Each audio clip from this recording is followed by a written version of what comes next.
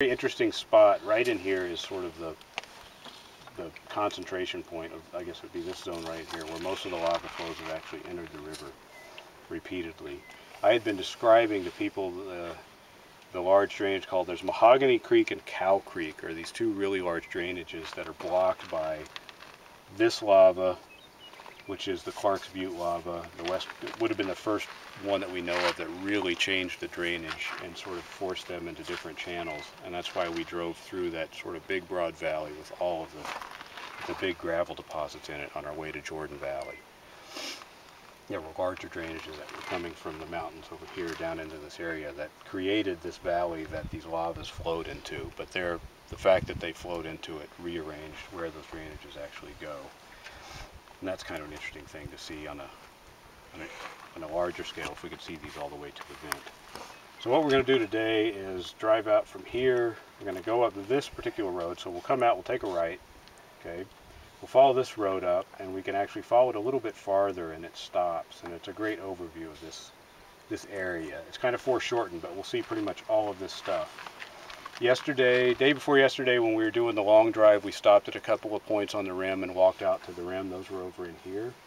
Okay, so we were looking down on all this stuff, and you can see all the striped rocks, all the stratified sedimentary rocks across the way. They're bright yellow and orange and white and brown. So we'll get a nice overview of that. It's just a pretty spot to look at.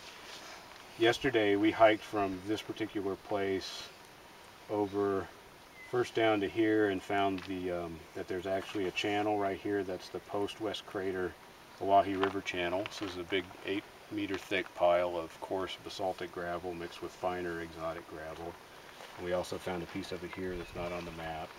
And then we found higher pre-West Crater, probably pre-Clark's Butte, but post-Bogus Rim, that's the big rim-forming lava here, gravels on a degraded terrace feature cut into the yellow rocks right there. So we checked these guys out. We're not going to do that walk today, but we'll have a perspective on some of that area. Then we'll head out. Are you recording this whole thing? No way. I'm not doing it with my pen. You're doing it with your camera? Yeah. Hi. Smile. Hey, Mom!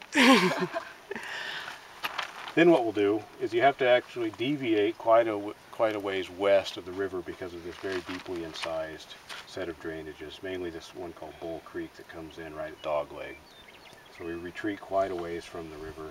It's a pretty rough road. It's not dreadful, but it's pretty darn rough. We'll come across, and we have one option right in this area. Right on this section line is the only way that you can get even close to Iron Point in a wheeled vehicle.